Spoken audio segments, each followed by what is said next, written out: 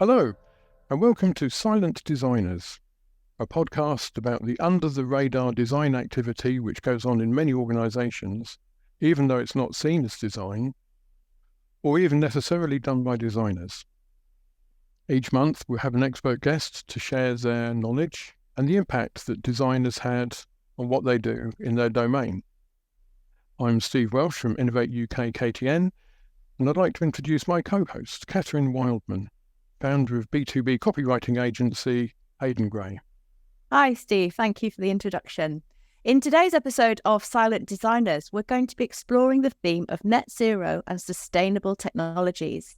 And we're going to be talking to Kat Drew, Chief Design Officer at the Design Council. Kat, thanks so much for joining us today. How about you tell us about yourself and the area of innovation you work in? Sure. Well, first of all, thank you so much for having me here.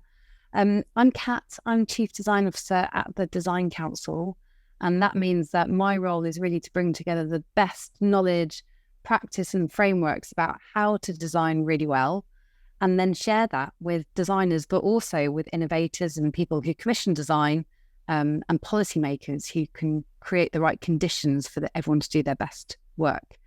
And the Design Council is the National Strategic Advisor for Design. We were set up in 1944.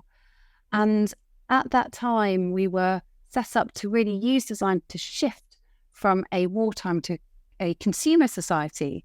And 80 years on, the climate crisis is now the biggest challenge that we face. And so our new mission is to design for planet and really shift us from a consumer to regenerative society. There's 1.97 million people working in the design sector. They produce £97.2 billion, which is about 60% of the financial and banking services sector. So it's a huge amount of creativity that they offer, and really harnessing that to be part of what we think is a critical piece of the green transition. That's fascinating. Can you tell us how you use design in this area, why it's important to your innovation? Sure. So design, I think, is critical to innovation because at its simplest, it turns ideas into action. So you could have all the most amazing technology that you require for the green transition. And actually, we have got quite a lot of it. You know, lots of people are saying we know all the technology we need to transition to net zero, but people aren't adopting it. And that's where design comes in, because design really thinks about who's going to use the things that you're creating. So it can turn a piece of imagination in your head into something tangible. And so people can start feeding back on it, how it's going to be used, would they like to use it? And so it can increase the chance of it being adopted. And so that's why for us, it's really, really critical. So to give you some examples, an electric charge point is great, but if they're in the wrong spots for people, or if the handle is badly designed, then people with less dexterity can't use it. So that won't work. Renewable energy is, of course, the future, but people have to be motivated and excited to want to use it and see the impact of how their action is helping the climate. And then, you know, we can build lots of new buildings, or not new buildings, we should retrofit our buildings and create them with lots of recycling facilities and trees and nature all around. But if people aren't involved in that process, then they won't take care of them and they won't use them. So design with people is really important. And then I'd also say design with planet, thinking about kind of nature and its natural resources, is also critically important. And I think you have something coming up in October. We do. So a plug for our festival, 2 days in October, 17th and 18th of October, Design for Planet Festival, where we will bring together hundreds of designers, innovators, all saying how they are designing for planet. So there'll be lots of keynote conversations, but also practical how-to sessions. It's free. Anyone can join. Registrations are open. So please go on www.designcouncil.org.uk and get your slot now. It sounds amazing. I know that you've been working on a systemic design framework. Is that right? Could you tell us a little bit more about that, please? Yeah, sure. So we have as a kind of response to design needing to work on these bigger challenges, the climate crisis, health inequalities, we have evolved the way that we think design can really work. So maybe I'll start first with how design works at its most simple.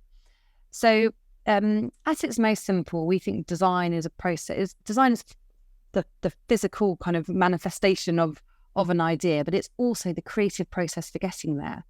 And the former requires often quite a lot of technical know-how. You have to know how to build a website or create a building. These are kind of really technical design skills. But the creative process for getting there, anyone can do. And we, 20 years ago, created something called the double diamond, which was a way of describing the divergent and convergent thinking process that design uses. So rather than jumping straight to a solution or an idea that you might have, first of all, spending time with different types of people, really thinking about what the problem is. Often then you reframe the brief and then coming up with lots and lots of ideas, but quickly getting to a stage of prototyping or testing so you can quickly see which ones are going to work and which ones aren't going to work, and then choosing the best ones. So at its basic, that's what design is. But what we saw is when we're working in areas where there's more complexity, where there's a bigger challenge, where basically one design on its own is not going to address the challenge, design needs to work in a slightly different way. We've called that the systemic design framework.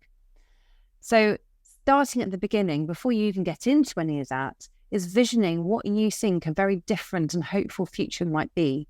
So our vision is for a regenerative world for all, where we don't just care about profit and money, and we're not just extracting lots of materials from the earth, but actually we're putting back. We're caring about environmental and social value and for future generations. So starting there. And then as you're going through the process and doing your design in your own organisation, it's also thinking about how your work impacts on others. So who are the other people in the world who are also doing something similar or have got a similar goal to you? How could you work together with them? But also thinking about what are the other impacts of your work, unintended consequences on others. And then it also means not just being overwhelmed by all this complexity, but still doing that good design work of prototyping and testing, and then really telling the story all the way through, so that as well as improving increasing and growing what you're doing, you can inspire others to get on board as well, because we need everyone to be working in very, very different ways if we're to design for the planet, not just a few niche innovators. It's great. That is really inspiring, and that vision is really motivational. It often feels that human factor and about finding people where they are and helping them to feel engaged with something is going to be very important here. Exactly. And the other thing I'd say about that is innovation sometimes is always about discovering something new, coming up with new things all the time. And actually, if we're trying to design for planet, it's about understanding what's already there and growing that, or just bringing that together. So as an innovator, you don't always have to build something new. And in fact, sometimes that's kind of been part of the problem, that we're just creating new things all the time, rather than looking at what we've already got in the world, making connections between that, or using that in different ways, valuing that in different ways. At KTM, we often say that innovation isn't just about new. Quite often it's just about new to me. Yes, exactly. I love that.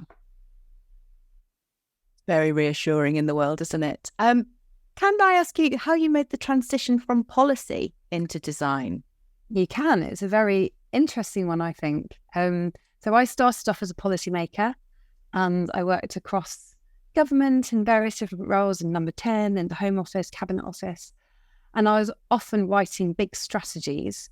And I got really frustrated with writing all these strategies about empowering people that we'd never met. And that seemed so wrong to me. So I tried to go out as much as I could to communities to really understand the experiences of people who were experiencing homelessness, who were suffering from long-term health conditions or antisocial behaviour. and really try to understand things from their perspective. Because I am one person, I come from a certain background, and I cannot hope to be able to represent all of the other experiences out there. So that was really important to me. And that really, without even knowing it, that is a form of design. It's designing a policy rather than a product. But my work was always trying to involve people as much as I could. And I was a co-founder of something called the Policy Lab, which was brought together by 3 really amazing colleagues that brought design thinking into the heart of government and how it works. And it's still going strong and is an amazing and very inspiring team. I'm going to add another question. Thinking about when you're talking about working with people, is it that you have a set of questions that you ask people, or do you respond on the spot to people, different circumstances? And I would imagine collating so much information is a challenge. Yeah, it is. And I think the biggest kind of skill that a designer has, alongside being able to kind of visualize an idea, is to listen, and to listen really, really carefully, and be okay with not holding on to your idea so preciously that you can't be open to it changing based on feedback. And so often when you go into a design process, because we're human and we come with our own kind of backgrounds and assumptions, you've got a kind of an idea of what might be helpful, but actually it's only when you test it and really listen to people that you truly find out what is really needed. And often when you ask people in a survey or a set of interview questions, people can't actually really tell you what they need. It's almost like they need an experience to kind of somehow reveal that. I'll give you an example. In the States, there was a project where people were trying to create more empathy among first responders, people who went out to kind of respond to drug overdoses. And over time, people were getting kind of desensitized to it. So they were prototyping with lots of things, with kind of stress courses, massages, empathy training as well, all these kind of fairly expensive interventions. And as they were prototyping them and testing them, it was only then that people were able to articulate, you know what, none of this was really important. What really matters to me is a thank you letter or a thank you from the people that I did help. So that completely pivoted what the project was and what the idea was, so that people could respond to that kind of latent need that people were able to articulate to begin with. So it's harsh, but I'm going to ask you a tricky question now, possibly the hardest question of all. So as an innovator, what one piece of advice would you give to somebody wanting to incorporate design? One piece of advice.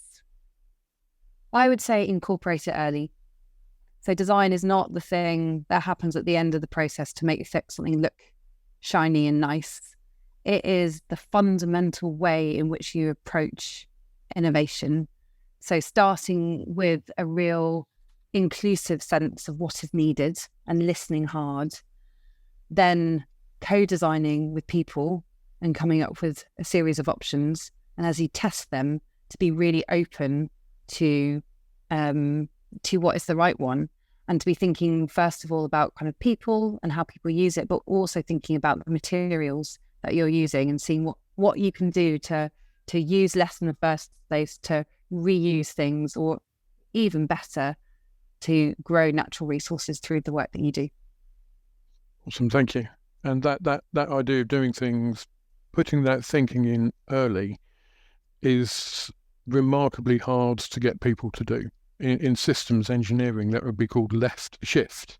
So you put a lot more effort to the left of the timeline, so before you spend real money, but still it's very hard to get people to do that. But even though there's academic research showing that it ultimately saves you money. Yeah, and same in healthcare. I mean, prevention is way better than acute health services. Upstream innovation, so seeing what you can do earlier along the supply chain to reduce resource use. Always upstream, always kind of in advance at the beginning. I think it's going to be very interesting to see what happens with the Design for Planet Festival, isn't it? See what ideas come from that. So if you want to learn more about any of this, or about kind of how to build a green website, how to build a product that can be repaired, listen to inspiring kind of architects and fashion designers, then this is the place to be, 17th and 18th of October. And we'll see you there. Fabulous. Kat, thank you so much for your time and for sharing all your insights and advice with us today. It's been a delight. Thank you for having me. Absolutely, thank you. And I feel inspired. So this podcast has been produced by the Design in Innovation Network, which is sponsored and supported by Innovate UK. If you want to find out more about design in innovation and gain access to other interesting people, sign up to the network. And see you next time on Silent Designers.